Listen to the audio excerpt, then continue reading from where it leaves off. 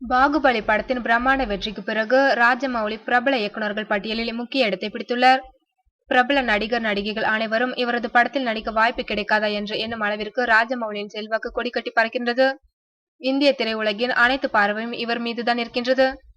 ராஜமௌலியின் பாகுபலி 2 மிக பிரம்மாண்டமாக இருக்கும் என்ற எதிர்பார்ப்பு ராஜமௌலிக்கு கூடுதல் அந்தஸ்தை கொடுத்துள்ளது. சினிமா துறையினர் மட்டுமல்ல, மாணவர்களிடமும் ராஜமௌலிக்கு செல்வாக்கு அதிகரித்துள்ளது.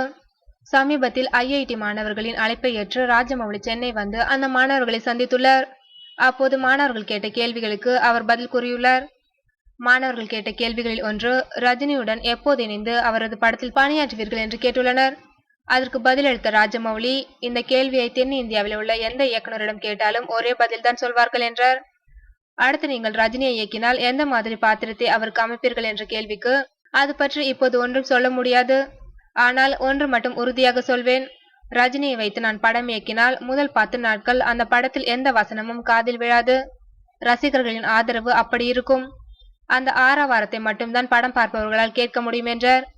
ரஜினி பற்றி அவர் கூறிய இந்த பதிலுக்கு மாணவர்களின் கைத்தட்டலும் ஆரவாரமும் அடங்க நீண்ட நேரமாகியுள்ளது.